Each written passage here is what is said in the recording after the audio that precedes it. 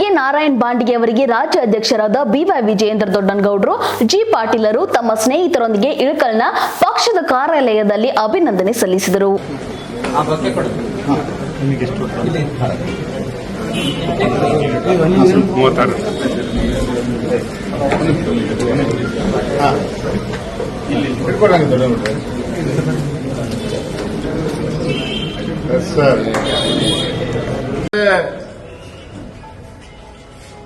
ಇಂದು ಏನು ರಾಜ್ಯಸಭಾ ಚುನಾವಣೆ ನಡೆದಿದೆ, ಭಾರತೀಯ ಜನತಾ ಪಾರ್ಟಿಯ ನಮ್ಮ ಅಭ್ಯರ್ಥಿ ಆಗಿದ್ದಂತ ನಾರಾಯಣ್ ಬಾಂಡ್ಗೆರವರು 47 ಮತಗಳನ್ನು ಪಡೆದುಕೊಂಡು ವಿಜಯಶಾಲಿ ಆಗಿದ್ದಾರೆ, ಗೆದ್ದಿದ್ದಾರೆ. ಭಾರತೀಯ ಜನತಾ ಪಾರ್ಟಿಯ ಪರವಾಗಿ ನಾನು ಅವರಿಗೆ ಹೃತ್ಪೂರ್ವಕವಾಗಿ ಅಭಿನಂದನೆಯನ್ನ ನಾನು ಸಲ್ಲಿಸ್ತಾ ಇದ್ದೇನೆ. ಮುಂದಿನ ದಿನಗಳಲ್ಲಿ ರಾಜ್ಯಸಭೆಯಲ್ಲಿ ಕರ್ನಾಟಕದ ಪರವಾಗಿ ಧ್ವನಿ ಎತ್ತುವ ಮೂಲಕ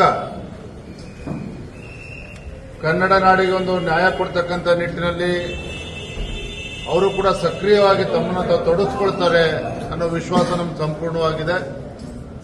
ನಮಗೆ ತುಂಬಾ ಸಂತೋಷನೂ ಕೂಡ ಆಗಿದೆ ಇವತ್ತು ಅವ್ರು ಗೆದ್ದಿರ್ತಕ್ಕಂಥದ್ದು. ಮತ್ತೊಂದು ಕಡೆ ನಮ್ಮ ಬಿಜೆಪಿ ಜೆಡಿಎಸ್ನ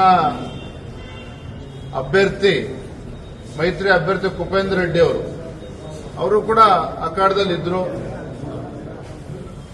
ನಾವು ನಿರೀಕ್ಷೆಯಲ್ಲಿದ್ವಿ, ಯಾಕಂದ್ರೆ ರಾಜ್ಯದಲ್ಲಿ ಇವತ್ತು ಹೊಸ ಸರ್ಕಾರ ಏನು ಅಸ್ತಿತ್ವಕ್ಕೆ ಬಂದಿದೆ, ಆಡಳಿತ ಪಕ್ಷದ ಶಾಸಕರಲ್ಲೇ ಒಂದು ರೀತಿಯ ಅಸಮಾಧಾನ, ಅಭಿವೃದ್ಧಿ ಇಲ್ಲದೆ ಇರತಕ್ಕಂಥದ್ದು, ಆಡಳಿತ ಪಕ್ಷದ ಶಾಸಕರೇ ತಮ್ಮ ಕ್ಷೇತ್ರದಲ್ಲಿ ಇವತ್ತು ಓಡಾಡದೇ ಇರತಕ್ಕಂಥ ಪರಿಸ್ಥಿತಿ ನಿರ್ಮಾಣ ಆಗಿದೆ. ಹಾಗಾಗಿ ಅವರಲ್ಲೂ ಕೆಲವು ಬೆಂಬಲ ನೀಡ್ತಾರೆ ಎನ್ನುವ ನಿರೀಕ್ಷೆಯಲ್ಲಿ ನಾವು ಎರಡು ಪಕ್ಷದವರು ಇದ್ದಿದ್ದಂತೂ ನಿಜ. ಆದರೆ ನಮಗೆ ಅದು ಹಿನ್ನಡೆ ಅನ್ನೋದಕ್ಕಿಂತ ಹೆಚ್ಚಾಗಿ ಇದನ್ನು ಸವಾಲಾಗಿ ಸ್ವೀಕಾರ ಮಾಡಿ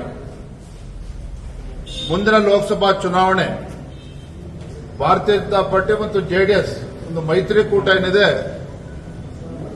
ಎಲ್ಲ 28 ಕ್ಷೇತ್ರಗಳಲ್ಲಿ ಗೆಲ್ಲೋದ್ರ ಮುಖೇನ ಈ ಸರ್ಕಾರಕ್ಕೆ ತಕ್ಕ ಉತ್ತರವನ್ನು ನೀಡ್ತೇವೆ ಅನ್ನೋದನ್ನ ಈ ಸಂದರ್ಭದಲ್ಲಿ ಹೇಳೋದಕ್ಕೆ ಇಚ್ಛಪಡ್ತೇನೆ. ನಿಮ್ಮ ಮುಂದಿನ ಪ್ರಶ್ನೆ ನಾನೇ ಹೇಳ್ಬಿಡ್ತೇನೆ. ನಿಮ್ಮ ಮುಂದಿನ ಪ್ರಶ್ನೆ ಇವತ್ತು ಎಸ್.ಟಿ. ಸೋಮಶೇಖರ್ ಮತ್ತೆ ಹೆಬ್ಬಾರ್ ಅವರ ಬಗ್ಗೆ ನಮ್ಮೆಲ್ಲ ಪಕ್ಷದ ಮುಖಂಡರು ಕೂತು ಚರ್ಚೆಯನ್ನು ಮಾಡಿದ್ದೇವೆ. ಅಡ್ವೊಕೇಟ್ ಜೊತೆ ಕೂಡ ನಾವು ಚರ್ಚೆನ ಮಾಡಿದ್ದೇವೆ.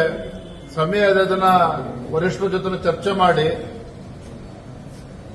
ಯಾವ ನಿರ್ಧಾರವನ್ನು ಕೈಗೊಳ್ಳಬೇಕು, ಎಲ್ಲ ಲೀಗಲ್ ಕನ್ಸಲ್ಟೇಷನ್ ಎಲ್ಲ ಅವ್ರ ಜೊತೆ ಚರ್ಚೆ ಮಾಡಿ ಅದನ್ನ ಸೂಕ್ತ ನಿರ್ಧಾರನ ನಾವು ತೆಗೆದುಕೊಳ್ತೇವೆ. ಅಭಿವೃದ್ಧಿ ವಿಚಾರ ಮುಂದಿಟ್ಕೊಂಡೆ ಅವ್ರು ಹೋಗಿರುವಂತದ್ದು, ಅಭಿವೃದ್ಧಿ ಕೆಲಸ ಅವ್ರು ಮಾಡ್ತಾರೆ ಅಂತ ಸಂಶೋಧಕರು ಹೇಳಿದ್ದಾರೆ. ಯಾರು ಡೆವಲಪ್ಮೆಂಟ್ ಗೊತ್ತಾಗತ್ತಲ್ಲ, ಮುಂದೆ ಲೋಕಸಭಾ ಚುನಾವಣೆಯಲ್ಲಿ ಯಾರ್ಯಾರ ಹಣೆ ಬರ ಏನಂತೇಳಿ ಗೊತ್ತಾಗ್ತದೆ. ಯಾರ್ಯಾರು ಆಟಾಡ್ತಕ್ಕಂಥ ಪ್ರಯತ್ನವನ್ನ ಮಾಡ್ತಾರೆ, ಬರೋದ್ರಿಂದಲೇ ಸೂಕ್ತ ಉತ್ತರವನ್ನ ಮತದಾರ ನೀಡ್ತಾರೆ. ಥ್ಯಾಂಕ್ ಯು, ಧನ್ಯವಾದ.